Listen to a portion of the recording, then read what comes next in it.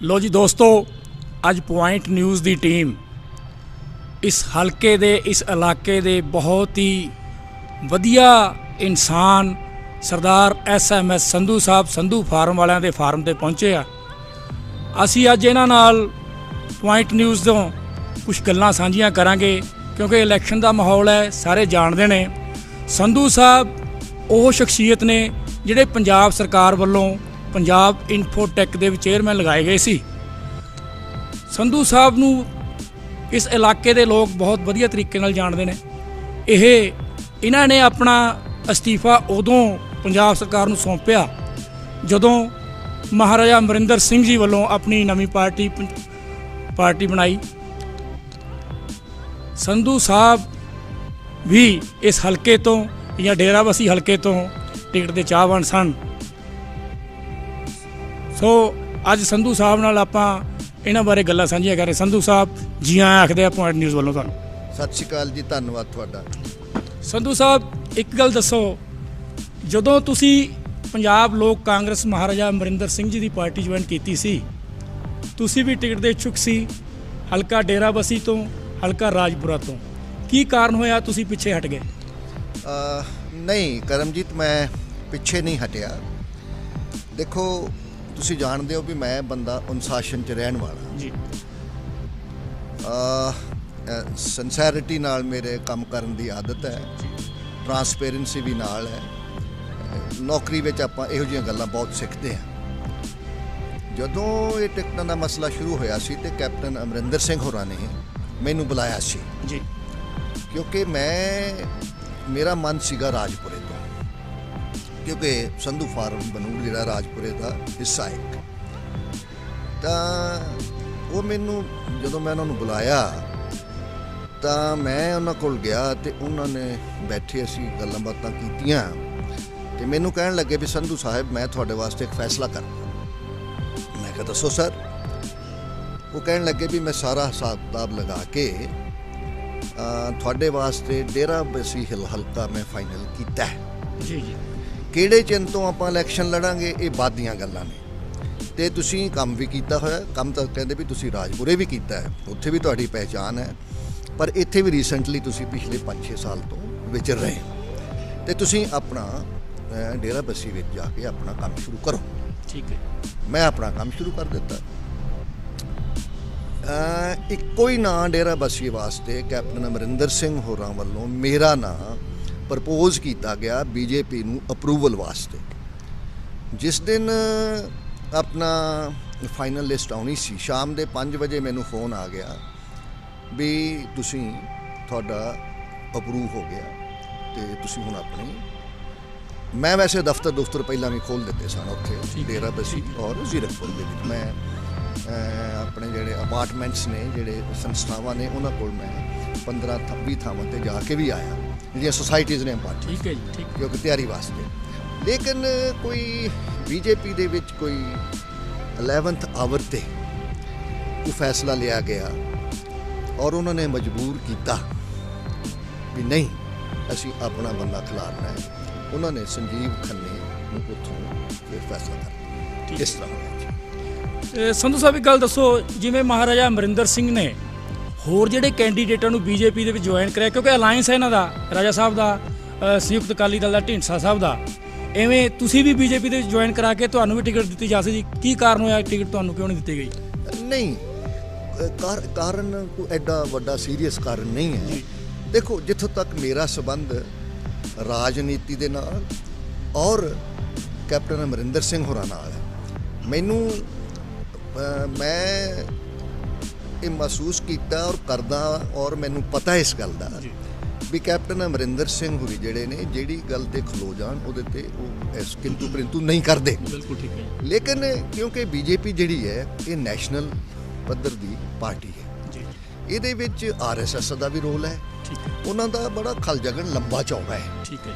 वो पुरानी पार्टी होने करके कोई पुराना बंदा विच आण फसदा है, वो जिहड़ा बुलडोज करने की कोशिश करता। इस करके ये नहीं है संजीव खन्ना उन्होंने चुनिया क्यों चुनिया या मैनू पिछे रखिया, ये कोई कारण नहीं है, ये संभावना बनी है इस किस्म की। ਡੇਰਾਬੱਸੀ ਤੋਂ ਇਲਾਵਾ ਤੁਸੀਂ ਰਾਜਪੁਰੇ ਤੋਂ ਵੀ ਟਿਕਟ ਲੈ ਸਕਦੇ ਸੀਗੇ ਬੀਜੇਪੀ ਜੁਆਇਨ ਕਰਕੇ। ਰਾਜਾ ਸਾਹਿਬ ਤੁਹਾਨੂੰ ਬੀਜੇਪੀ ਜੁਆਇਨ ਕਰਵਾ ਸਕਦੇ, ਜਿਵੇਂ ਹੋਰ ਰਾਜਾ ਸਾਹਿਬ ਦੇ ਨਜ਼ਦੀਕੀਆਂ ਨੇ ਬੀਜੇਪੀ ਜੁਆਇਨ ਕੀਤੀ, ਹੋਰ ਥਾਵਾਂ ਤੋਂ ਟਿਕਟਾਂ ਮਿਲੀਆਂ, ਰਾਜਪੁਰੇ ਤੋਂ ਵੀ ਟਿਕਟ ਲੈ ਸਕਦੇ ਸੀਗੇ। ਕੀ ਕਾਰਨ ਹੋਇਆ ਇਹਦੇ ਬਾਰੇ? ਬਿਲਕੁਲ ਲੈ ਸਕਦੇ ਸਾਂ ਜੀ। ਮੈਂ ਤੁਹਾਨੂੰ ਦੱਸਿਆ ਨਾ ਵੀ ਮੈਂ ਤਾਂ ਰਾਜਪੁਰੇ ਤੋਂ ਕਿਹਾ ਸੀਗਾ, ਉਹ ਕਹਿਣ ਲੱਗੇ ਵੀ ਨਹੀਂ ਮੇਰਾ ਫੈਸਲਾ ਹੈ। ਉਹਨਾਂ ਨੇ ਫੈਸਲਾ ਇਸ ਕਰਕੇ ਲਿਆ ਸੀ ਵੀ 2,80,000 ਵੋਟ ਡੇਰਾਬੱਸੀ 'ਚ ਹੈ। ਠੀਕ ਹੈ ਜੀ। ਜਿਹਦੇ ਵਿੱਚੋਂ ਕਮ ਸੇ ਕਮ ਸ਼ਾਇਦ 1,60,70,000 ਜਿਹੜੀ ਵੋਟ ਹੈ ਉਹ ਹਿੰਦੂ ਸਮੁਦਾਇ ਦੀ ਹੈ। ਜੇ ਬੰਦਾ ਉੱਥੇ ਜਾਣ ਪਛਾਣ ਵਾਲਾ ਹੋਵੇ, ਜਿਸ ਤਰ੍ਹਾਂ ਮੈਂ ਉੱਥੇ ਕੰਮ ਕੀਤਾ ਸੀ, ਪਿੰਡਾਂ ਪੁੰਡਾਂ ਦੇ ਲੋਕ ਮੈਨੂੰ ਜਿੱਦਾਂ ਇੱਥੇ ਰਾਜਪੁਰੇ ਜਾਣਦੇ ਨੇ, ਉੱਥੇ ਵੀ ਮੈਨੂੰ ਇਸੇ ਤਰ੍ਹਾਂ ਹੀ ਜਾਣਦੇ ਨੇ, ਪਹਿਚਾਣ ਹੈ ਮੇਰੀ ਬਣ ਚੁੱਕੀ ਸੀ ਉੱਥੇ ਵੀ। ਠੀਕ ਹੈ। ਉਹਨਾਂ ਦਾ ਖਿਆਲ ਸੀਗਾ ਵੀ ਇਹ ਬੀਜੇਪੀ ਦੀ ਵੋਟ ਜਿਹੜੀ ਆ ਉਹ ਪਲੱਸ ਤੁਹਾਡੀ ਆਪਣੀ ਜਿਹੜੀ ਆ ਇਹ ਤੁਹਾਨੂੰ ਸੀਟ ਈਜ਼ੀ ਹੋ ਜਾਂਦੀ ਹੈ। ਠੀਕ ਹੈ। ਜਦੋਂ ਇਹਨਾਂ ਨੇ ਫੈਸਲਾ ਕੀਤਾ ਤੇ ਉਹਨਾਂ ਨੇ ਮੈਨੂੰ ਉਦੋਂ ਹੀ ਕਹਿ ਦਿੱਤਾ ਸੀਗਾ ਵੀ ਰਾਜਪੁਰੇ ਵਾਸਤੇ ਮੈਂ ਜੱਗੇ ਨੂੰ ਫੈਸਲਾ ਕਰ ਲਿਆ। ਠੀਕ ਹੈ। ਜਦੋਂ ਉਹਨਾਂ ਨੇ ਫੈਸਲਾ ਕਰ ਲਿਆ ਤੇ ਮੈਨੂੰ ਉੱਥੇ ਭੇਜਤਾ, ਮੈਨੂੰ ਟਿਕਟ ਨਹੀਂ ਮਿਲੀ, ਅਲੱਗਾ ਇਸ਼ੂ ਹੈ। ਪਰ ਜਦੋਂ ਉਹਨਾਂ ਪਹਿਲਾਂ ਰਾਜਪੁਰੇ ਦਾ ਫੈਸਲਾ ਕਰ ਲਿਆ ਸੀ, ਫਿਰ ਮੈਂ ਚੰਗਾ ਨਹੀਂ ਸੀ ਲੱਗਦਾ ਦੁਬਾਰਾ ਇਸ ਗੱਲ ਨੂੰ ਸ਼ੁਰੂ ਕਰਦਾ ਵੀ ਨਹੀਂ ਜੀ ਹੁਣ ਤੁਸੀਂ ਫੈਸਲਾ ਕਰੋ, ਕਿਉਂਕਿ ਮੈਂ ਤੁਹਾਨੂੰ ਪਹਿਲਾਂ ਵੀ ਦੱਸ ਕੇ ਹਟਿਆ, ਰਾਜਨੀਤੀ ਦੇ ਵਿੱਚ ਮੇਰੀ ਸਮਝ ਦੇ ਮੁਤਾਬਕ MLA ਬਣਨਾ ਜਾਂ ਨਾ ਬਣਨਾ, ਇਹਦੇ ਨਾਲ ਰਾਜਨੀਤੀ ਖਤਮ ਨਹੀਂ ਹੋ ਜਾਂਦੀ। ਠੀਕ ਹੈ। ਖਾਸ ਤੌਰ ਤੇ ਜਿਹਦੇ ਨਾਲ ਅਲਾਇੰਸ ਕੀਤਾ ਮਹਾਰਾਜ ਨੇ, ਇਹ ਨੈਸ਼ਨਲ ਪੱਧਰ ਦੀ ਪਾਰਟੀ, ਸੈਂਟਰ ਦੀ ਸਰਕਾਰ ਉਹਨਾਂ ਦੇ ਕਬਜ਼ੇ ਵਿੱਚ ਆ। ਅਥਾਹ ਪੋਜੀਸ਼ਨਾਂ ਨੇ ਇੱਧਰ ਉੱਧਰ, ਮੱਚ ਸੁਪੀਰੀਅਰ ਦੈਨ ਆਪਣਾ MLA। ਮਿਲਦੀ ਨਹੀਂ ਮਿਲਦੀ ਮੈਨੂੰ ਇਸ ਗੱਲ ਦਾ ਨਹੀਂ ਪਤਾ। ਮੇਰਾ ਕਹਿਣ ਦਾ ਭਾਵ ਹੈ ਵੀ ਇਹ ਗੱਲ ਕੋਈ ਮਨ ਨੂੰ ਲਾਉਣ ਵਾਲੀ ਨਹੀਂ ਹੁੰਦੀ ਬਈ MLA ਟਿਕਟ ਨਹੀਂ ਮਿਲੀ ਤੇ ਹੁਣ ਮੈਂ ਭੁੱਖ ਹੜਤਾਲ ਕਰ ਦਿਆਂ, ਧਰਨਾ ਲਾ ਦਿਆਂ, ਨਾਅਰੇ ਲਾਵਾਂ। ਮੇਰਾ ਸੋਚ ਇਹ ਨਹੀਂ ਕਹਿੰਦੀ। ਨਹੀਂ, ਕਿਉਂਕਿ ਕਿਤੇ ਨਾ ਕਿਤੇ ਮਨ 'ਚ ਠਸਕ ਤਾਂ ਰਹਿੰਦੀ ਹੈ ਵੀ ਮੈਨੂੰ ਟਿਕਟ ਨਹੀਂ ਮਿਲੀ, ਮੈਂ ਚਾਹਵਾਨ ਸੀਗਾ, ਮੈਂ ਹਲਕੇ ਦੇ ਕੰਮ ਕਰਦਾ ਸੀਗਾ, ਮੈਂ ਰਾਜਪੁਰੇ ਦੇ ਹਲਕੇ ਦੇ ਡੇਰਾਬੱਸੀ ਦੇ ਲੋਕਾਂ ਦੇ ਵਿੱਚ ਵਿਚਰਦਾ ਸੀਗਾ। ਇਹ ਜਿਹੜਾ ਥੋੜ੍ਹਾ ਜਿਹਾ ਅੰਦਰ ਦਾ ਰੰਜ ਤਾਂ ਹੁੰਦਾ ਹੀ ਆ। ਨਹੀਂ, ਰੰਜ ਨਹੀਂ ਹੋਇਆ ਮੈਨੂੰ। ਮੈਂ ਇਸ ਤਰ੍ਹਾਂ ਮਹਿਸੂਸ ਕਰਦਾ ਵੀ ਇਹ ਜਿਹੜਾ ਫੈਸਲਾ ਲਿਆ ਗਿਆ ਇਹ ਵੀ ਪਰਮਾਤਮਾ ਦੀ ਦੇਣ ਕਹੂੰਗਾ ਮੈਂ ਇਹਨੂੰ। ਇਹਦੇ ਵਿੱਚ ਵੀ ਕੋਈ ਭਲਾਈ ਹੋ ਸਕਦੀ ਹੈ। ਠੀਕ ਹੈ ਨਾ ਜੀ, ਕਿਉਂਕਿ ਤੁਸੀਂ ਸਾਰੀ ਜ਼ਿੰਦਗੀ ਤੁਸੀਂ ਇਸੇ ਚੱਕਰ 'ਚ ਨਹੀਂ ਰਹਿੰਦੇ ਵੀ ਮੈਨੂੰ ਜੇ ਇਹ ਨਹੀਂ ਮਿਲਿਆ ਤੇ ਮੈਂ ਮਰ ਗਿਆ। ਉਹਦੇ ਨਾਲ ਜ਼ਿੰਦਗੀ ਚੱਲਦੀ ਨਹੀਂ ਹੈ। ਠੀਕ ਹੈ ਜੀ। ਹੁਣ ਤੁਸੀਂ ਐਂ ਦੱਸੋ ਵੀ ਰਾਜਪੁਰਾ ਹਲਕਾ ਦੇ ਵਿੱਚ ਪ੍ਰਚਾਰ ਕਰੋ ਜਾਂ ਡੇਰਾਬੱਸੀ ਹਲਕਾ ਦੇ ਵਿੱਚ ਕਰੋਗੇ? ਦੇਖੋ ਜੀ, ਇਸ ਤਰ੍ਹਾਂ ਹੈ, ਰਾਜਪੁਰਾ ਤੇ ਮੇਰਾ ਆਪਣਾ ਘਰ ਹੈ, ਇੱਥੇ ਤੇ ਮੈਂ ਕਰਨਾ ਹੀ ਕਰਨਾ। ਨਾਲੇ ਕਿਉਂਕਿ ਮੈਂ ਜੋ ਮਹਿਸੂਸ ਕੀਤਾ ਪਿਛਲੇ 10-15 ਦਿਨਾਂ ਦੇ ਵਿੱਚ, ਜਗਦੀਸ਼ ਕੁਮਾਰ ਜੱਗਾ ਜੀ ਇਜ਼ ਅ ਨਾਈਸ ਜੈਂਟਲਮੈਨ। ਉਹ ਸਿੱਧਾ ਸਾਦਾ ਜਿਹਾ ਬੰਦਾ ਹੈ। ਇਹੋ ਜਿਹੇ ਬੰਦੇ ਨੂੰ ਸਪੋਰਟ ਕਰਨ ਦਾ ਵੀ ਸਵਾਦ ਆਉਂਦਾ ਹੈ। ਹਾਂਜੀ, ਜੋ ਕੁਛ ਉਹਦੇ ਅੰਦਰ ਉਹੀ ਬਾਹਰ, ਜੋ ਮੈਂ ਆਪ ਅਨੁਭਵ ਕੀਤਾ। ਜਿੱਥੋਂ ਤੱਕ ਡੇਰਾਬੱਸੀ ਦਾ ਸੰਬੰਧ ਹੈ, ਕਿਉਂਕਿ ਡੇਰਾਬੱਸੀ ਵੀ ਮੈਂ 5 ਸਾਲ ਕੰਮ 6 ਸਾਲ ਕੰਮ ਕੀਤਾ ਹੈ। ਉੱਥੇ ਵੀ ਬਲਕਿ ਪਹਿਲੇ ਦਿਨ ਹੀ ਮੈਨੂੰ ਸੰਜੀਵ ਖੰਨਾ ਜੀ ਦਾ ਫੋਨ ਆਇਆ ਸੀ। ਉਹਨਾਂ ਮੇਰੇ ਇੱਕ ਦੂਜੇ ਕੰਮ ਜ਼ਿੰਮੇ ਲਗਾਏ ਸਨ। ਮੈਂ ਉਸੇ ਦਿਨ ਅਗਲੇ ਦਿਨ ਜਿੱਥੇ ਤੁਸੀਂ ਕਰਤੇ ਉਹਨਾਂ ਦੇ ਸਾਰੇ, ਜਦੋਂ ਹੁਣ ਕਹਿਣਗੇ ਮੈਨੂੰ ਦੁਬਾਰਾ, ਮੈਂ ਫਿਰ ਉੱਥੇ ਜਾਵਾਂਗਾ। ਇਹ ਤਾਂ ਨੀਡ ਬੇਸਡ ਗੱਲ ਹੈ ਨਾ ਜੀ, ਹੈ ਨਾ ਜੀ। ਸੰਧੂ ਸਾਹਿਬ, ਇੱਕ ਗੱਲ ਦੱਸੋ, ਰਾਜਪੁਰਾ ਹਲਕੇ ਦੀਆਂ ਜਿਹੜੀਆਂ ਦਰਵੇਸ਼ ਮੁਸ਼ਕਲਾਂ ਹੈਗੀਆਂ ਉਹਦੇ ਬਾਰੇ ਤੁਸੀਂ ਭਲੀ ਭਾਂਤੀ ਬਹੁਤ ਚੰਗੀ ਤਰ੍ਹਾਂ ਜਾਣਦੇ ਹੋ ਕਿ ਬਨੂੜ ਵੀ ਬਹੁਤ ਤਰ੍ਹਾਂ ਦੀ ਮੁਸ਼ਕਲਾਂ ਹੈ। ਕੀ ਤੁਸੀਂ ਇਹਦੇ ਬਾਰੇ ਜੱਗੇ ਨਾਲ ਗੱਲ ਕੀਤੀ? ਮੈਂ ਦੇਖੋ, ਜੱਗਾ ਮੈਨੂੰ ਬਹੁਤ ਵੱਡਾ ਸਤਿਕਾਰ ਦਿੰਦਾ ਹੈ, ਪਹਿਲਾਂ ਵੀ ਦਿੰਦਾ ਸੀ, ਹੁਣ ਵੀ ਦਿੰਦਾ ਹੈ। ਉਹ ਮੈਨੂੰ ਇਹ ਗੱਲ ਕਹਿੰਦਾ ਹੈ ਵੀ ਸੰਧੂ ਸਾਹਿਬ ਮੈਨੂੰ ਤੁਹਾਡੀ ਲੋੜ ਹੈ ਜੀ। ਉਹ ਲੋੜ ਕਿਉਂ ਹੈ? ਇੱਕ ਤੇ ਮੇਰਾ ਜ਼ਿੰਦਗੀ ਦਾ ਤਜਰਬਾ ਉਹਦੇ ਨਾਲੋਂ ਜ਼ਿਆਦਾ ਹੈ। ਠੀਕ ਹੈ। ਦੂਸਰਾ, ਮੈਂ ਟੈਕਨੀਕਲ ਤੇ ਹਾਈਐਸਟ ਪੋਜੀਸ਼ਨ ਤੋਂ ਆਇਆ ਹੋਇਆ। ਇਨਫੋਰਮੇਸ਼ਨ ਟੈਕਨੋਲੋਜੀ ਦਾ ਮੈਂ ਚੇਅਰਮੈਨ ਰਹਿ ਚੁੱਕਿਆ। ਰਾਜਪੁਰੇ ਔਰ ਬਨੂੜ ਦੇ ਵਿੱਚ ਮੈਂ ਵਿਚਰਿਆ ਹੋਇਆ ਪਿਛਲੇ ਬਹੁਤ 2009-10 ਤੋਂ ਬਾਅਦ ਦਾ। ਇਸ ਕਰਕੇ ਜਿਹੜੀਆਂ ਸਮੱਸਿਆਵਾਂ ਵੀ ਨੇ ਉਹ ਜ਼ਿਹਨ ਵਿੱਚ ਨੇ। ਔਰ ਇਨਸ਼ਾਅੱਲਾ ਜੱਗਾ ਜੀ ਜਿੱਤਣ, ਬੀਜੇਪੀ ਅਲਾਇੰਸ ਤੇ ਲੋਕ ਕਾਂਗਰਸ ਦੀ ਸਰਕਾਰ ਬਣੇ ਤੇ ਰਾਜਪੁਰਾ ਔਰ ਬਨੂੜ ਦਾ ਅਸੀਂ ਨਕਸ਼ਾ ਜ਼ਰੂਰ ਬਦਲਾਂਗੇ। ਸੰਧੂ ਸਾਹਿਬ, ਤੁਸੀਂ ਇਨਫੋਟੈਕ ਦੇ ਚੇਅਰਮੈਨ ਰਹੇ ਹੋ, ਉਸ ਡਿਪਾਰਟਮੈਂਟ ਦੇ ਵਿੱਚ ਕੀ ਪੋਸਟਾਂ ਭਰਨ ਦੀ ਕਦੀ ਪ੍ਰਕਿਰਿਆ ਸ਼ੁਰੂ ਹੋਈ ਸੀ ਜਾਂ ਤੁਸੀਂ ਕੋਈ ਬੰਦੇ ਉਸ ਮਹਿਕਮੇ 'ਚ ਰਖਵਾਏ ਆਪਣੇ ਹੁੰਦੇ ਹੋਏ? ਨਹੀਂ, ਇਹ ਸਾਡਾ ਜਿਹੜਾ ਇਨਫੋਟੈਕ ਦਾ ਹੈਗਾ ਨਾ ਜੀ ਮਸਲਾ ਸੀ, ਉਹ ਥੋੜ੍ਹਾ ਜਿਹਾ ਟੈਕਨੀਕਲ ਹੈ। Information technology, computerization etcetera. ਉਹਦੇ ਵਿੱਚ ਸਾਡਾ ਬੇਸਿਕ ਜਿਹੜਾ ਕੰਮ ਹੈ ਉਹ ਇਹ ਸੀਗਾ ਵੀ ਇੱਕ ਸੈਂਟਰ ਬਣਾਉਂਦੇ ਨੇ ਕੈਲਸੀ ਸੈਂਟਰ ਉਹਨਾਂ ਨੂੰ ਕਹਿੰਦੇ ਨੇ। ਕੈਲਸੀ ਸੈਂਟਰ ਤੇ ਐਜੂਕੇਸ਼ਨ ਹੈ ਨਾ ਜੀ, ਕੈਲਸੀ ਸੈਂਟਰ। ਉਹ ਕੈਲਸੀ ਸੈਂਟਰ ਜਿਹੜੇ ਨੇ ਉਹ ਜਿਹੜੇ ਪਹਿਲਾਂ ਘੱਟ ਸਨ, ਫਿਰ ਹੌਲੀ ਹੌਲੀ ਕਰਦਿਆਂ ਅਸੀਂ ਪੰਜਾਬ ਪੱਧਰ ਤੇ ਉਹਨਾਂ ਨੂੰ ਕਾਫੀ ਉੱਚੇ ਲੈ ਗਏ। ਕੈਲਸੀ ਸੈਂਟਰ ਜਿਹੜੇ ਨੇ ਉਹ basically they are meant to you see give a computer education to the 10ਵੀਂ ਦੇ ਬੱਚੇ ਜਿਹੜੇ ਨੇ ਹੈ ਜੀ, 12ਵੀਂ ਦੇ ਬੱਚੇ ਨੇ, they are not IELTS but computer ਨੇ। ਉਹਦੇ ਨਾਲ ਉਹਨਾਂ ਦਾ ਮਤਲਬ ਕੈਲੀਬਰ ਔਰ ਐਬਿਲਿਟੀ ਵੱਧਦੀ ਆ ਕੰਪੀਟ ਕਰਨ ਵਾਸਤੇ ਔਰ ਕੁਆਲੀਫਿਕੇਸ਼ਨ ਵੱਧਦੀ। ਉਹ ਬੇਸਿਕ ਇਸ਼ੂ ਸੀਗਾ।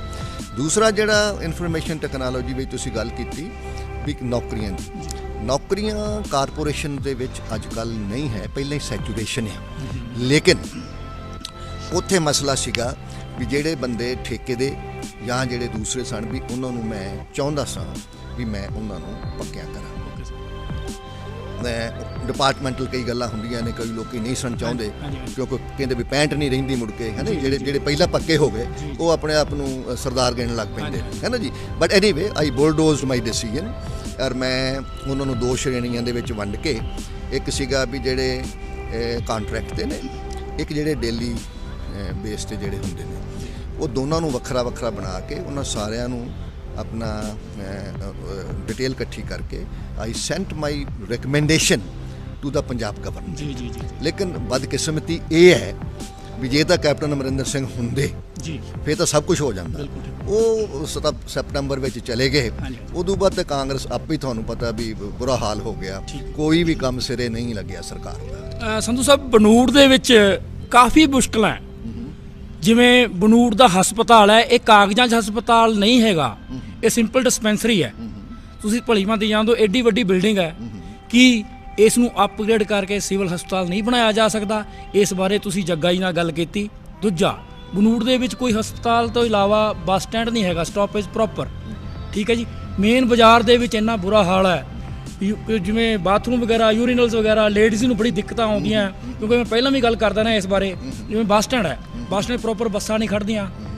ਜਿਵੇਂ ਹੁਣ ਹੁਲਕਾ ਨੰਡਿਆਲੀ ਨੂੰ ਸੜਕ ਹੈ, ਉੱਧਰ ਨੂੰ ਕੋਈ ਬੱਸ ਦਾ ਰੂਟ ਨਹੀਂ ਹੈਗਾ। ਤੁਸੀਂ ਇਹਨਾਂ ਮੁਸ਼ਕਲਾਂ ਬਾਰੇ ਜੱਗਾ ਜੀ ਨਾਲ ਗੱਲ ਕੀਤੀ ਕਦੇ? ਇਹ ਜੱਗਾ ਜੀ ਨਾਲ ਗੱਲ ਮੇਰੀ ਹੁੰਦੀ ਰਹਿੰਦੀ ਹੈ, ਪਰ ਉਹ ਸਾਰੀਆਂ ਗੱਲਾਂ ਮੇਰੇ ਤੇ ਸੁੱਟ ਰਹੇ ਨੇ। ਓਕੇ, ਠੀਕ ਹੈ। ਉਹ ਕਹਿੰਦੇ ਜੀ ਵੀ ਇਹ ਜਿਹੜੀਆਂ ਮੁਸ਼ਕਲਾਂ ਬਨੂੜ ਦੀਆਂ ਔਰ ਰਾਜਪੁਰ ਦੀਆਂ, ਸੰਧੂ ਸਾਹਿਬ ਤੁਸੀਂ ਮੈਨੂੰ ਹੈਲਪ ਕਰਨੀ ਹੈ ਵੀ ਅਸੀਂ ਕਿੱਦਾਂ ਕਰਨਾ ਤੇ ਕਿੱਥੇ ਲੈ ਕੇ ਜਾਣਾ। ਠੀਕ ਹੈ ਜੀ। ਜਿੱਥੋਂ ਤੱਕ ਤੁਸੀਂ ਬਨੂੜ ਦਾ ਸੰਬੰਧ ਹੈ ਜੀ, ਇਹ ਤੁਹਾਡੀ ਗੱਲ ਠੀਕ ਹੈ ਵੀ ਹਸਪਤਾਲ ਜਿਹੜਾ ਹੈ ਉਹ ਇੱਥੇ ਬਣਨਾ ਚਾਹੀਦਾ ਹੈ।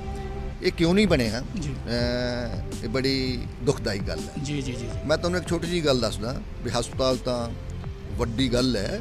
ਹਸਪਤਾਲ ਦਾ ਕਰਮਜੀਤ ਜੀ, ਪਾਣੀ ਦਾ ਜਿਹੜਾ ਸੀਵਰੇਜ ਦਾ ਪਾਣੀ ਹੈ ਉਹਦਾ ਨਿਕਾਸ ਹੈ ਨਹੀਂ। ਬਿਲਕੁਲ ਠੀਕ ਹੈ ਜੀ।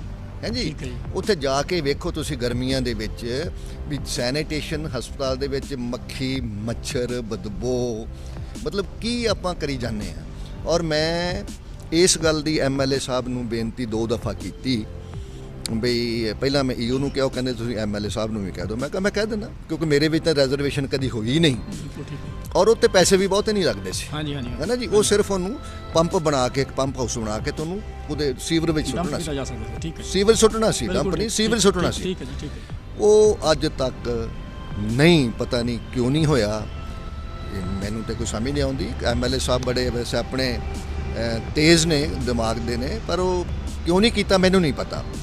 ਯੈਸ, ਹਸਪਤਾਲ ਬਣਨਾ ਚਾਹੀਦਾ ਔਰ ਉਹਦੇ 'ਚ ਬੈੱਡ ਵਗੈਰਾ ਜ਼ਿਆਦਾ ਚਾਹੀਦੇ ਨੇ, ਕਿਉਂਕਿ ਬਨੂੜ ਜਿਹੜਾ ਨਾ ਜੀ, Banur is a kind of gateway to Chandigarh ਜਦੋਂ ਤੁਸੀਂ ਇੱਧਰੋਂ ਮਾਲ ਵਿੱਚ ਆਉਣੇ। ਬਿਲਕੁਲ ਠੀਕ ਹੈ। ਇਸ ਕਰਕੇ ਬਨੂੜ ਨੂੰ ਵੇਖਣ ਦੀ ਲੋੜ ਹੈ, ਧਿਆਨ ਨਾਲ ਇਹਦੀ ਡਿਵੈਲਪਮੈਂਟ ਕਰਨ ਦੀ ਲੋੜ ਹੈ। ਬੱਸ ਸਟੈਂਡ ਜਿਹੜਾ ਜੀ, ਮਤਲਬ ਆਪਾਂ ਜਿਹੜਾ ਵੀ ਕੰਮ ਕਰਦੇ ਹਾਂ ਉਹ ਇਸ ਤਰੀਕੇ ਨਾਲ ਕਰਦੇ ਹਾਂ ਵੀ ਡੰਗ ਟਪਾਊ, ਵੀ ਹਾਂ ਜੀ ਬੋਰਡ ਲਾਤਾ ਜੀ, ਆ ਵੇਖੋ ਜੀ ਬੱਸ ਸਟੈਂਡ ਆ ਗਏ ਨਾ, ਉੱਥੇ ਬੱਸ ਖਲੋ ਸਕਦੀ ਹੈ। ਮੇਨ ਸੜਕ ਤੇ ਬੱਸ ਕਿੱਥੇ ਖਲੋ ਜੀ ਉੱਥੇ, ਹੈ ਨਾ ਜੀ, ਹੈ ਨਾ। ਇਸ ਕਰਕੇ ਕੋਈ ਜਗ੍ਹਾ ਜਿੱਥੇ ਆਪਣਾ ਪ੍ਰੋਪਰ ਬੱਸ ਸਟੈਂਡ ਬਣ ਸਕੇ, ਬੱਸ ਸਟੈਂਡ ਬਣਨਾ ਚਾਹੀਦਾ ਜੀ ਜੀ ਜੀ। ਔਰ ਇਨਸ਼ਾਅੱਲਾ ਜੇ ਮੌਕਾ ਮਿਲਿਆ ਤੇ ਬਣੇਗਾ ਵੀ। ਬਿਲਕੁਲ ਠੀਕ ਹੈ। ਦੂਜੀ ਗੱਲ, ਮੈਂ ਤੁਸੀਂ ਬਨੂੜ ਦੀ ਗੱਲ ਕਰਦੇ ਹੋ, ਮੇਰੇ ਮਨ ਵਿੱਚ ਬਹੁਤ ਵਿਚਾਰਾਂ ਨੇ, ਕਿਉਂਕਿ ਮੈਂ ਤਾਂ ਮੇਰਾ ਹੁਣ ਇਹੀ ਘਰ ਹੈ, ਮਤਲਬ ਮੇਰੀ ਜ਼ਮੀਨ ਜਾਇਦਾਦ ਇੱਥੇ ਹੈ, ਮੈਂ ਵਿਚਰਦਾ ਲੋਕਾਂ ਸਾਰਿਆਂ 'ਚ। ਬਨੂੜ ਦੀ ਡਿਵੈਲਪਮੈਂਟ ਅੱਜ ਤੱਕ ਜਿੰਨੀ ਹੋਈ ਉਹ ਟੋਟਿਆਂ 'ਚ ਹੋਈ। ਬਿਲਕੁਲ ਠੀਕ ਹੈ ਜੀ। ਹੈ ਜੀ। ਵੀ ਇੱਕ ਗਲੀ ਫੜ ਲਈ ਤੁਸੀਂ, ਪਹਿਲਾਂ ਉਹਦੇ ਤੁਸੀਂ ਪਾਣੀ ਦੀਆਂ ਪਾਈਪਾਂ ਪਾਤੀਆਂ, ਫਿਰ ਉਹਦੇ ਸੀਵਰ ਲਾਈਨ ਪਾਤੀ, ਮਗਰ ਬਿਜਲੀ ਵਾਲੇ ਆ ਗਏ, ਉਹਨਾਂ ਨੇ ਫੇਰ ਪੁੱਟਤਾ, ਫੇਰ ਦੁਬਾਰਾ ਸ਼ੁਰੂ ਕਰਤੀਆਂ, ਫੇਰ ਨਾਲੀਆਂ ਬਣਾਉਣੀਆਂ ਸ਼ੁਰੂ ਕਰਤੀਆਂ। ਇਹ ਕੋਈ ਤਰੀਕਾ ਨਹੀਂ ਹੈ। ਇੱਦਾਂ ਹੀ ਹੁਣ ਗੈਸ ਲਾਈਨ ਪੈ ਰਹੀ ਆ, ਗਲੀਆਂ ਫੇਰ ਪੱਟੀਆਂ ਜਾ ਰਹੀਆਂ, ਟੈਲਾਂ ਲੱਗੀ ਜਾ ਰਹੀਆਂ, ਗਲੀਆਂ ਪੱਟੀ ਜਾ ਰਹੇ, ਇਹ ਡਬਲ ਖਰਚਾ। ਕੀ ਇਹ ਸਿਸਟਮ ਤਰੀਕੇ ਨਾਲ ਨਹੀਂ ਬਣ ਸਕਦਾ ਸੀ? ਬਿਲਕੁਲ ਬਣ ਸਕਦਾ ਸੀ ਜੀ, ਕਿਉਂ ਨਹੀਂ ਬਣ ਸਕਦਾ? ਇਹ ਕਾਰਨ ਕੀ ਹੋਇਆ ਸਰ? ਕਾਰਨ ਇਹ ਹੋਇਆ ਵੀ ਅੱਜ ਕੱਲ੍ਹ ਦੇ ਜਿਹੜਾ ਰਾਜਨੀਤੀ ਆ ਗਈ ਨਾ, ਜਿਹੜਾ ਰਾਜਨੀਤਿਕ ਬੰਦਾ ਬਣਦਾ ਹੈ, MLA ਬਣਦਾ, ਉਹ ਸਮਝਦਾ ਵੀ ਮੇਰੇ ਕੋਲ ਸਭ ਤੋਂ ਵੱਧ ਨੌਲੇਜ ਹੈ ਜੀ। ਲੇਕਿਨ ਇਹ ਗਲਤ ਹੈ। ਉਹ ਆਪ ਹੀ ਡਾਕਟਰ ਬਣ ਜਾਂਦਾ, ਆਪ ਹੀ ਇੰਜੀਨੀਅਰ ਬਣ ਜਾਂਦਾ, ਆਪ ਹੀ ਉਹ ਵੈਦ ਬਣ ਜਾਂਦਾ, ਆਪ ਹੀ ਉਹ ਆਰਕੀਟੈਕਟ ਬਣ ਜਾਂਦਾ। ਇਹ ਗਲਤ ਬਾਤ ਹੈ। ਕਿਉਂਕਿ ਜਿਹੜੇ ਬੰਦਿਆਂ ਨੂੰ ਟੈਕਨੀਕਲ ਨੌਲੇਜ ਹੈ ਉਹਨਾਂ ਦਾ ਸਹਿਯੋਗ ਲੈਣਾ ਚਾਹੀਦਾ। ਜਿਹੜਾ ਰਾਜਨੀਤਿਕ ਬੰਦੇ ਲੈਂਦੇ ਨਹੀਂ, ਉਹਦਾ ਹਸ਼ਰ ਇਹੀ ਹੁੰਦਾ ਜੋ ਬਨੂੜ ਦਾ ਅੱਜ ਹੋ ਰਿਹਾ। ਦੂਜੀ ਗੱਲ, ਤੁਸੀਂ ਟਾਈਲਾਂ ਦੀ ਕਰਦੇ ਹੋ, ਮੈਂ ਲੌਕ ਐਂਡ ਟਾਈਲਸ ਲਵਾਉਣ ਦੇ ਪੂਰਾ ਖਿਲਾਫ ਹਾਂ। ਠੀਕ ਹੈ। ਇਹ ਇੱਕ ਕਰਪਸ਼ਨ ਦਾ ਇੱਕ ਹਿੱਸਾ ਬਣ ਚੁੱਕਿਆ। ਠੀਕ ਹੈ ਸਰ। ਇੱਥੇ ਹੀ ਨਹੀਂ, ਡੇਰਾਬੱਸੀ ਵੀ ਇਹੀ ਹਾਲ ਹੈ। ਅੱਛਾ ਜੀ। ਹਾਂ, ਜਿਹੜਾ MC ਨਵਾਂ ਆਉਂਦਾ, ਉਹ ਆਪਣਾ ਚੁੱਪ ਕਰਕੇ ਮਸ਼ੀਨ ਜੀ ਆਪਣਾ ਲਾ ਲੈਂਦਾ, ਉੱਥੋਂ ਹੀ ਲਈ ਜਾਂਦੇ ਆ, ਉੱਥੋਂ ਹੀ ਟੈਂਡਰ ਹੋ ਜਾਂਦਾ, ਨਾਲੇ ਉੱਧਰੋਂ ਪੈਸੇ ਬਣ ਗਏ, ਨਾਲੇ ਇੱਧਰੋਂ ਕੰਮ 'ਚੋਂ ਪੈਸੇ ਬਣ ਗਏ।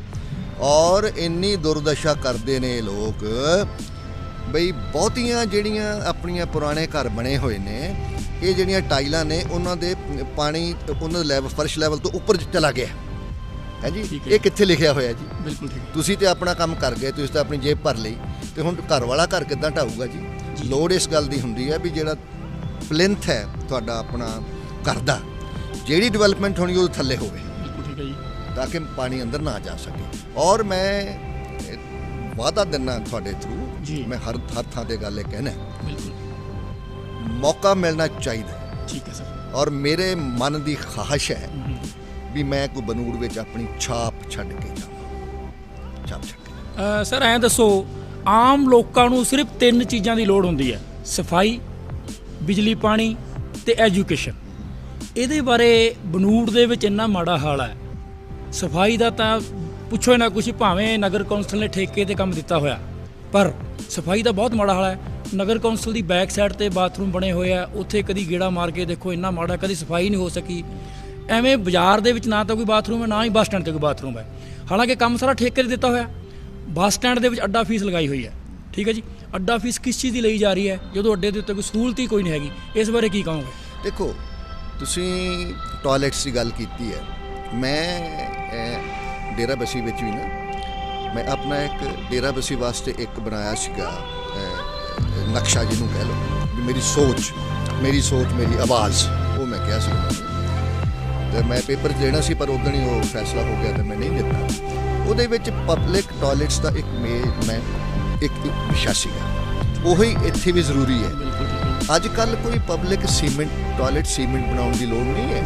ਜਿਹੜੇ ਉਹ ਪੋਰਟੇਬਲ ਆ ਜਾਂਦੇ ਨੇ, ਪੋਰਟੇਬਲ ਨੇ, ਉਹਦੇ 'ਚ ਜੈਂਟਸ ਵੱਖਰਾ, ਲੇਡੀਜ਼ ਵੱਖਰਾ, ਸਾਰੇ ਸ਼ਹਿਰ ਦੇ ਵਿੱਚ ਕਈਆਂ ਥਾਵਾਂ ਤੇ ਲੱਗ ਜਾਣਾ ਚਾਹੀਦਾ, ਇਨਕਲੂਡਿੰਗ ਯੋਰ ਦਿਸ ਆਪਣਾ ਬੱਸ ਸਟੈਂਡ, ਇਨਕਲੂਡਿੰਗ ਯੋਰ ਦਿਸ ਸਟੇਡੀਅਮ, ਇਨਕਲੂਡਿੰਗ ਯੋਰ ਹਸਪੀਟਲ, ਜਿਹੜੇ ਵੀ ਤੁਹਾਡੇ ਅਦਾਰੇ ਨੇ। ਔਰ ਤੁਸੀਂ ਗੱਲ ਕਰਦੇ ਹੋ ਵੀ ਸਫਾਈ ਨਹੀਂ ਹੁੰਦੀ ਤੇ ਫਿਰ EO ਜਾਂ ਜਿਹੜਾ ਕੋਈ MC ਹੈਗਾ ਉਹਨੂੰ ਸਸਪੈਂਡ ਕਰ ਦੇਣਾ ਚਾਹੀਦਾ। ਤੁਹਾਡੀ ਗੱਲ ਇੱਕ ਵਾਰੀ ਸਸਪੈਂਡ ਕਰ ਦਿਓਗੇ, ਕੰਨਾਂ ਨੂੰ ਹੱਥ ਲੱਗ ਜਾਣ, ਕਿਵੇਂ ਨਾ ਕੰਮ ਕਰਨਗੇ ਅਗਲੇ? ਕਿਉਂਕਿ ਲੋਕਾਂ ਦੀ ਕਿਸੇ ਪਾਸੇ ਸੁਣਵਾਈ ਨਹੀਂ ਹੈ ਜੀ। ਨਗਰ ਕੌਂਸਲ ਦੇ ਵਿੱਚ ਜਾਓ, EO ਸਾਹਿਬ ਕੋਈ ਗੱਲ ਨਹੀਂ ਸੁਣਵਾਈ ਹੁੰਦੀ, ਕਿਤੇ ਕੋਈ ਮੁਲਾਜ਼ਮ ਨਹੀਂ ਪ੍ਰੋਪਰ ਕੰਮ ਕਰ ਰਿਹਾ। ਬੁਰਾ ਹਾਲ ਹੈ ਸਿਸਟਮ ਦਾ ਬਨੂੜ ਦਾ ਤਾਂ ਹੋਇਆ। ਸੈਕਿੰਡ, ਆਪਾਂ ਹੁਣ ਰਾਜਨੀਤੀ ਦੀ ਗੱਲ ਕਰਦੇ ਹਾਂ ਜੀ, ਪੰਜਾਬ ਦੀ ਰਾਜਨੀਤੀ ਬਾਰੇ। ਚੰਨੀ ਸਾਹਿਬ CM ਸਾਹਿਬ ਚਮਕੌਰ ਸਾਹਿਬ ਤੋਂ ਭਦੌੜ ਤੋਂ ਇਲੈਕਸ਼ਨ ਲੜ ਰਿਹਾ। ਪਹਿਲਾਂ ਉਹਨਾਂ ਦਾ ਇੱਕੋ ਹੀ ਸਿਸਟਮ ਸੀਗਾ ਚਮਕੌਰ ਸਾਹਿਬ ਤੋਂ ਲੜਨ ਦਾ। ਕੀ ਕਾਰਨ ਹੋਇਆ ਵੀ ਭਦੌੜ ਜਾਣਾ ਪਿਆ ਗਿਆ ਉਹਨਾਂ ਨੂੰ? ਦੇਖੋ, ਮੈਂ ਬੜੇ ਦੁੱਖ ਨਾਲ ਗੱਲ ਕਹਿਣਾ ਵੀ ਚੰਨੀ ਸਾਹਿਬ ਨੇ ਆਪਣਾ ਅਕਸ ਬੜਾ ਗਵਾਇਆ। ਮਹਾਰਾਜ ਨੇ, ਅਕਾਲ ਪੁਰਖ ਨੇ, ਪਰਮਾਤਮਾ ਨੇ ਇੰਨੀ ਵੱਡੀ ਤਾਕਤ, ਇੰਨਾ ਵੱਡਾ ਮੌਕਾ ਉਸ ਸ਼ਖਸ ਨੂੰ ਦਿੱਤਾ, ਔਰ ਉਹ ਠੀਕ ਵੀ ਚੱਲ ਪਏ ਸਨ। ਲੇਕਿਨ ਜੋ ਅੰਦਰ ਖਾਤੇ ਗੱਲਾਂ ਹੋ ਰਹੀਆਂ ਸੀ, ਉਹ ਆਪਾਂ ਨੂੰ ਨਹੀਂ ਸੀ ਪਤਾ। ਜਿਹੜੀਆਂ ਜਗਜ਼ਾਰ ਹੋ ਗਈਆਂ ਜਦੋਂ ਇਹ ਉਹਨਾਂ ਤੇ ਰੇਡ ਹੋਇਆ, ਜਿਹੜੀ 17-18 ਦੇ ਵਿੱਚ ਜਦੋਂ ਉਹ FIR ਹੋਈ ਸੀ। ਹੁਣ ਮਤਲਬ ਜਿਹੜਾ ਚੀਫ ਮਿਨਿਸਟਰ, ਵੈਸੇ ਤਾਂ ਸਾਰੀ ਕਾਂਗਰਸ ਸੀ, ਮੈਨੂੰ ਦੁੱਖ ਹੁੰਦਾ ਕਿਉਂਕਿ ਮੈਂ ਉਸ ਪਾਰਟੀ ਸਾਂ, ਮੈਂ ਕਹਿੰਦਾ ਵੀ ਰਿਹਾ 80% MLA ਜਿਹਦੇ ਵਿੱਚ ਮਿਨਿਸਟਰ ਵੀ ਇਨਕਲੂਡਡ ਨੇ, ਸਾਰੇ ਹੀ ਬੰਦੇ ਕਰਪਸ਼ਨ ਦੇ ਵਿੱਚ ਲਿਪਟ ਰਹੇ ਨੇ। ਬਹੁਤ ਰੱਜ ਕੇ ਮਾਈਨਿੰਗ ਕੀਤੀ, ਰੱਜ ਕੇ ਮਿੱਟੀ ਵੇਚੀ। ਇੱਕ ਕੰਮ ਕੀਤਾ ਕਿਤੇ ਇਹਨਾਂ ਨੇ, ਜਿੱਥੋਂ ਵੇਖਿਆ ਪੈਸਾ ਇਹਨੇ ਜੇ।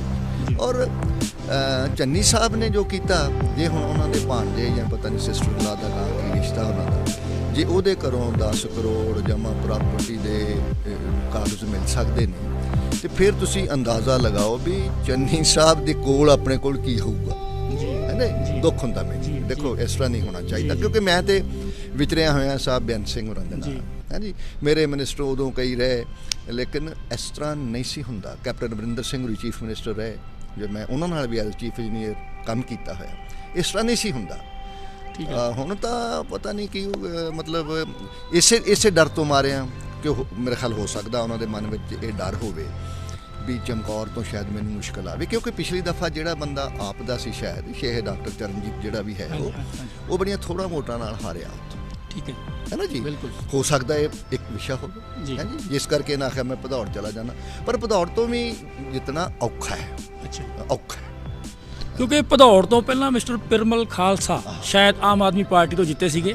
ਉਹਨਾਂ ਨੇ ਆਮ ਆਦਮੀ ਪਾਰਟੀ ਛੱਡ ਕੇ ਕਾਂਗਰਸ ਜੁਆਇਨ ਕੀਤੀ, ਕਾਂਗਰਸ ਨੇ ਉਹਨਾਂ ਨੂੰ ਇਸ ਵਾਰ ਟਿਕਟ ਨਹੀਂ ਦਿੱਤੀ, ਇਸ ਕਰਕੇ ਸ਼ਾਇਦ ਭਦੌੜ ਤੋਂ ਚੰਨੀ ਸਾਹਿਬ ਨੂੰ ਲਗਾਇਆ ਗਿਆ। ਹੋ ਸਕਦਾ। ਦੇਖੋ ਜਿਹੜੀ ਤੁਸੀਂ ਗੱਲ ਕਰਦੇ ਹੋ ਨਾ ਵੀ ਉਹ ਪਰਮਲ ਉੱਥੋਂ ਛੱਡ ਕੇ ਆ ਗਏ, ਆਪ ਦੀ ਬਦਕਿਸਮਤੀ ਇਹੋ ਆ, ਆਪ ਕੋਲ ਐਕਸਪੀਰੀਅੰਸ ਹੈ ਨਹੀਂ। ਆਪ ਕੋਲ ਜਿਹੜੇ ਉਹਨਾਂ ਦੇ ਲੀਡਰ ਜਾਂ ਜਿਹੜੇ ਕਰਤਾ ਧਰਤਾ ਨੇ ਉਹ ਹਾਲੇ ਨਵੇਂ ਨੇ ਸਾਰੇ ਸਿਸਟਮ ਦੇ ਵਿੱਚ।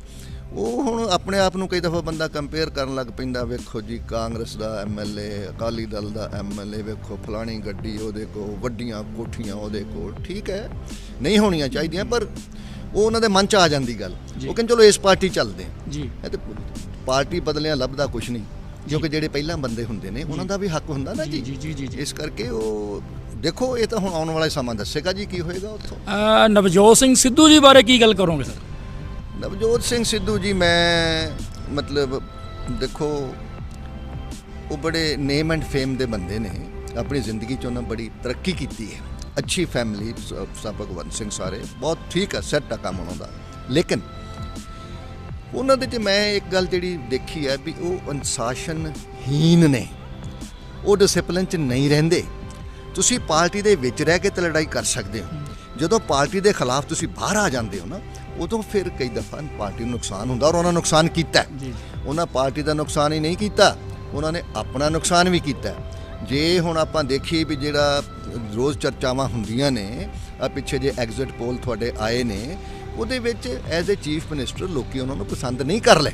ਉਹ ਕਹਿੰਦੇ ਨੇ ਵੀ ਇਹ ਤੇ ਮਤਲਬ ਬਹੁਤ ਹਰ ਥਾਂ ਤੇ ਉੱਚੀ ਬੋਲਣਾ, ਬੇਇੱਜ਼ਤ ਕਰਨਾ। ਠੀਕ ਹੈ, ਜਿਹੜੀ ਉਹਨਾਂ ਦੀ ਸੋਚ ਹੈ ਠੀਕ ਹੈ, ਉਹ ਕੋਈ ਐਸੀ ਗੱਲ ਨਹੀਂ ਹੈ, ਕਰਨਾ ਚਾਹੀਦਾ, ਸਾਰੀਆਂ ਪਾਰਟੀਆਂ ਨੂੰ ਕਰਨਾ ਚਾਹੀਦਾ। ਪਰ ਮੇਰਾ ਕੁਐਸਚਨ ਇਹ ਹੈ ਵੀ ਇਹ ਸਾਰੀਆਂ ਗੱਲਾਂ ਉਹਨਾਂ ਨੂੰ ਯਾਦ ਹੁਣ ਕਿਉਂ ਆਈਆਂ ਜੀ? 2017 ਵਿੱਚ ਮਿਨਿਸਟਰ ਸਨ ਔਰ ਇੰਨੀ ਵੱਡੀ ਪੋਜੀਸ਼ਨ ਸੀ ਉਸ ਮਿਨਿਸਟਰੀ ਦੇ ਵਿੱਚ, that's one of the very important ਪੋਰਟਫੋਲੀਓਜ਼।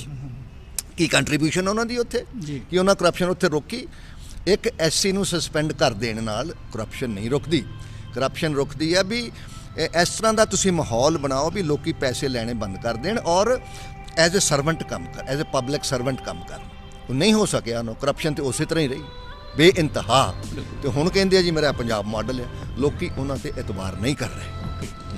Sandhu ਸਾਹਿਬ, ਰਾਜਪੁਰਾ ਹਲਕੇ ਦੇ ਵਿੱਚ ਜਗਦੀਸ਼ ਕੁਮਾਰ ਜੱਗਾ, ਮੈਡਮ ਨੀਨਾ ਮਿੱਤਲ, ਹਰਦਿਆਲ ਕੰਬੋਜ ਜੀ ਤੇ 2-3 ਆਜ਼ਾਦ ਉਮੀਦਵਾਰ ਵੀ ਹੈਗੇ ਆ। ਤੁਸੀਂ ਕੀ ਸਮਝਦੇ ਹੋ, ਜੱਗਾ ਜੀ ਦਾ ਕੰਪੀਟੀਸ਼ਨ ਕਿਹਨਾਂ ਨਾਲ ਆ? ਦੇਖੋ ਇਸ ਵੇਲੇ ਨਾ ਜੀ ਕਿਸਾਨਾਂ ਦੇ ਮੋਰਚੇ ਤੋਂ ਬਾਅਦ ਅੱਜ ਹੀ ਮੈਨੂੰ ਕੋਈ ਦੱਸ ਰਿਹਾ ਸੀ ਬੰਦਾ ਵੀ ਸ਼ਾਇਦ ਉਹ ਹਰਪਾਲ ਪੁਰਹੁਰੀ ਵੀ ਉਹ ਲੋਕ ਇਨਸਾਫ ਪਾਰਟੀ ਵੱਲੋਂ ਆ ਗਏ। ਭਾਵੇਂ ਉਹ ਲੋਕ ਇਨਸਾਫ ਪਾਰਟੀ ਵੱਲੋਂ ਨੇ, ਪਰ ਉਹਨਾਂ ਦਾ ਪਿਛੋਕੜ ਜਿਹੜਾ ਕਿਸਾਨਾਂ ਦੇ ਨਾਲ ਹੈ। ਬਾਕੀ ਰਹਿ ਗਏ 3 ਬੰਦੇ, 3 ਪਾਰਟੀਆਂ ਦੂਜੀਆਂ, ਆਪ, ਕਾਂਗਰਸ, ਅਕਾਲੀ ਦਲ ਤੇ BJP ਤੇ ਲੋਕ ਕਾਂਗਰਸ ਇਕੱਠੀਆਂ। ਇਹ ਇਸ ਵੇਲੇ ਮੈਨੂੰ ਇਸ ਤਰ੍ਹਾਂ ਲੱਗਦਾ ਹੈ ਵੀ ਅੱਗੜ ਪਿਛੜ ਨੇ ਇੱਕ ਦੂਜੇ ਦੇ, ਅੱਗੜ ਪਿਛੜ ਨੇ। ਕਿਉਂਕਿ ਜਦੋਂ ਆਪਾਂ ਜੱਗੇ ਹੋਰਾਂ ਦੀ ਗੱਲ ਕਰਦੇ ਹਾਂ ਨਾ ਜੀ, ਜੱਗੇ ਨੇ ਰਾਜਪੁਰੇ ਹਲਕੇ ਦੇ ਵਿੱਚ ਸੋਸ਼ਲ ਕੰਮ ਬੜਾ ਕੀਤਾ ਹੈ। ਠੀਕ ਹੈ। ਲੋਕੀ ਉਹਦੇ ਖਿਲਾਫ ਬੋਲਦੇ ਨੇ, ਕੋਈ ਚਲੋ ਠੀਕ ਹੈ, ਹੁੰਦਾ ਗਲਤੀਆਂ ਵੀ ਹੋਣਗੀਆਂ, ਮੈਨੂੰ ਨਹੀਂ ਪਤਾ ਬਹੁਤਾ ਸਿਸਟਮ, ਲੇਕਿਨ ਉਹਨਾਂ ਨੇ ਜਿਹੜਾ ਸੋਸ਼ਲ ਦਵਾਈਆਂ ਦਾ ਹਸਪਤਾਲ ਸਾਰੀਆਂ ਤੁਹਾਡੀਆਂ ਜਿਹੜੀਆਂ ਵੈਨਾਂ ਭੇਜ ਕੇ ਲੋਕਾਂ ਨੂੰ ਸੀ ਤੁਹਾਡੇ ਕਾਰਡ ਬਣਾਏ, ਕੋਈ ਹੋਰ ਇੰਸ਼ੋਰੈਂਸ ਦੇ ਵੀ ਪੇਪਰ ਬਣਾ ਕੇ ਦੇ ਰਹੇ ਨੇ, ਔਰ ਇੰਸ਼ੋਰੈਂਸ ਦੇ ਪੇਪਰ ਉਹ ਕਹਿ ਰਹੇ ਨੇ ਵੀ ਸਰਕਾਰ ਕਹਿੰਦੀ ਹੈ ਵੀ 1 ਮਹੀਨੇ ਬਾਅਦ ਤੁਹਾਨੂੰ ਅਸੀਂ ਦੇਵਾਂਗੇ। ਇਹਦਾ ਮਤਲਬ ਇਹ ਹੋਇਆ ਵੀ ਪਹਿਲੀ ਜਿਹੜੀ ਹੈਗੀ ਆ ਪੇਮੈਂਟ ਇੰਸ਼ੋਰੈਂਸ ਦੀ ਉਹ ਜਗ੍ਹਾ ਆਪਣੀ ਜੇਬ 'ਚੋਂ ਦੇ ਰਿਹਾ। ਇਹ ਕਿਹੜਾ ਰਾਜਨੀਤਿਕ ਬੰਦਾ ਕਰਦਾ ਹੈ ਜੀ? ਨਹੀਂ ਕਰਦੇ। ਮੈਨੂੰ ਇਸ ਤਰ੍ਹਾਂ ਲੱਗਦਾ ਵੀ ਉਹਨਾਂ ਦੇ ਵਿੱਚ ਲੋਕਾਂ ਦੀ ਸੇਵਾ ਕਰਨ ਦਾ ਭਾਵਨਾ ਹੈ। ਇਸ ਕਰਕੇ ਮੈਂ ਉਹਨੂੰ ਗਿਣਨਾ ਵੀ ਉਹ ਇੱਕ ਪੋਟੈਂਸ਼ੀਅਲ ਕੈਂਡੀਡੇਟ ਹੈ ਅੱਜ ਦੀ ਡੇਟ ਦੇ ਵਿੱਚ, ਹੈ ਨਾ ਜੀ। ਔਰ ਮੈਂ ਜਿੰਨੀ ਮੇਰੀ ਵਾਹ ਲੱਗਦੀ ਹੈ, ਦੇਖੋ ਇੱਕ ਗੱਲ ਹੋਰ ਮੈਂ ਤੁਹਾਨੂੰ ਦੱਸਾਂ ਜਿਹੜੀ ਉਹਨਾਂ ਦੇ ਫੇਵਰ ਜਾਂਦੀ ਹੈ ਜੀ। ਇਹ ਗੱਲ ਜਗਜ਼ਾਰ ਹੋ ਗਈ ਵੀ ਹਿੰਦੁਸਤਾਨ ਦੇ ਵਿੱਚ ਜਿਹੜਾ ਫੈਡਰਲ ਸਿਸਟਮ ਅੱਜ ਦੀ ਡੇਟ ਦੇ ਵਿੱਚ ਚੱਲ ਰਿਹਾ ਹੈ, ਮਾੜਾ ਚੰਗਾ ਹੋਰ ਗੱਲਾਂ ਨੇ, ਜੋ ਮਰਜ਼ੀ ਡਿਸਕਸ਼ਨ ਕਰ ਲਓ, ਲੇਕਿਨ ਪ੍ਰੈਕਟੀਕਲ ਆਸਪੈਕਟ ਇਹ ਆ ਵੀ ਕੋਈ ਵੀ ਸਟੇਟ ਦੀ ਸਰਕਾਰ ਜਿਹੜੀ ਆ ਉਹ ਸੈਂਟਰ ਦੇ ਨਾਲ ਸੀਟੀ ਰਲਾਏ ਬਿਨਾਂ ਨਹੀਂ ਚੱਲ ਸਕਦੀ। ਠੀਕ ਹੈ।